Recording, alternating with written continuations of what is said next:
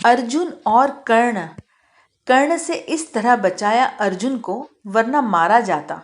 महाभारत के युद्ध में कर्ण और अश्वत्थामा दो महाशक्तिशाली योद्धा थे।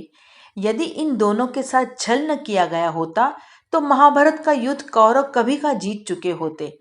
कहते हैं कि यदि अश्वत्थामा को पहले ही दिन से सेनापति बना दिया जाता तो 3 दिन में युद्ध समाप्त हो जाता, लेकिन अश्वत्थामा को जब युद्ध लगभग हार चुके थे तब सेनापति बनाया और उन्होंने तबाही मचा दी। इसी तरह यदि कर्ण के साथ छल नहीं किया गया होता तो युद्ध का रुख कुछ और ही होता। सबसे पहला कवच और कुंडल। भगवान कृष्ण और अर्जुन के पिता देवराज इंद्र यह भली भांति जानते थे कि जब तक कर्ण के पास उसका कवच और कुंडल है तब तक उसे कोई नहीं मार सकता। तब श्री कृष्ण की युक्ति अनुसार देवराज इंद्र ने ब्राह्मण बन दानवीर कर्ण से दान में कवच और कुंडल मांग लिए, लेकिन कुछ मील जाकर इंद्र का रथ भूमि में धंस गया। तभी आकाशवाणी हुई, देवराज इंद्र, तुमने अपने पुत्र अर्जुन की जान बचाने के लिए छल पूर्वक कर्ण की जान खतरे में डाल दी है। अब यह रथ यहीं धंसा रहेगा और तू भी यहीं धंस जाएगा। तब इंद्र ने आकाशवाणी से पूछा, इससे बचने का उपाय क्या है? तब आकाशवाणी ने कहा, अब तुम्हें दान दी गई वस्तु के बदले में बराबरी की कोई वस्तु देनी होगी। तब इंद्र फिर से कर्ण के पास गए और कवच और कुंडल वापस देने का कहा, लेकिन कर्ण ने लेने से इनकार कर दिया। तब इंद्र ने इन्हें अपना अमोघ अस्त्र देकर कहा कि तुम जिस पर भी चलाओगे वहां मृत्यु को प्राप्त होगा, लेकिन तुम इसका इस्तेमाल एक बार ही कर सकते हो। दूसरा, मोद अस्त्र।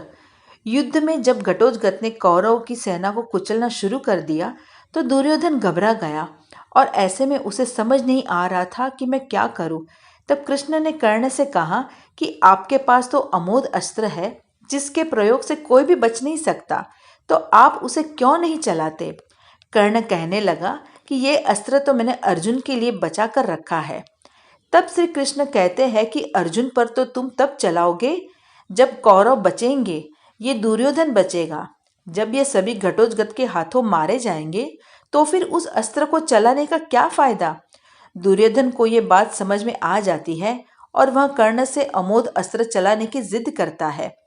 कर्ण दुर्योधन को समझाता है कि तुम घबराओ नहीं, ये कृष्ण की कोई चाल है, लेकिन दुर्योधन एक नहीं सुनता और कर्ण मजबूरन वह अमोघ अस्त्र घटोत्कच के ऊपर चला देता है।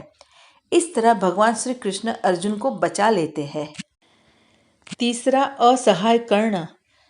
कवच कुंडल उतर जाने के बाद अमोघ शस्त्र नहीं होने के बावजूद कर्ण में अपार शक्तियां थी। युद्ध के 17वें दिन शल्य को कर्ण का सारथी बनाया गया।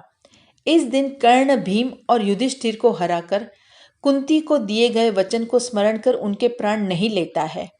बाद में वह अर्जुन से युद्ध करने लग जाता है। कर्ण तथा अर्जुन के मध्य भयंकर युद्ध होता है। जब अर्जुन बाण चलाते हैं तो वह कर्ण के रथ पर लगता है तो उसका रथ दूर तक पीछे चला जाता है, और जब कर्ण बाण चलाते हैं तो अर्जुन का रथ कुछ कदम ही पीछे हटता है। ऐसे में श्री कृष्ण कर्ण की तारीफ करते हैं।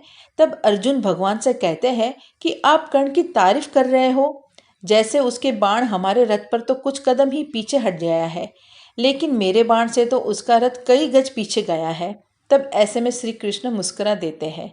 तभी अचानक कर्ण के रथ का पहिया भूमि में धंस जाता है। इसी मौके का लाभ उठाने के लिए श्री कृष्ण अर्जुन से तीर चलाने को कहते हैं। बड़े ही बेमन से अर्जुन असहाय अवस्था में कर्ण का वध कर देता है। इसके बाद कौरव अपना उत्साह हार बैठते हैं, उनका मनोबल टूट जाता है। फिर शल्य प्रधान सेनापति बन जाते हैं, परंतु उनको भी युधिष्ठिर दिन के अंत में मार देता है। चौथा, हनुमान जी कृपा से बचे अर्जुन। कुरुक्षेत्र के युद्ध के अंतिम दिन कृष्ण ने अर्जुन से पहले रथ को उतरने को कहा। उसके बाद कृष्ण रथ से उतरे। कृष्ण ने हनुमान जी का धन्यवाद किया कि उनकी वजह से हमारी रक्षा हुई, लेकिन जैसे कि हनुमान जी अर्जुन के रथ से उतर कर गए वैसे ही रथ में आग लग गई। यह देखकर अर्जुन हैरान रह गए।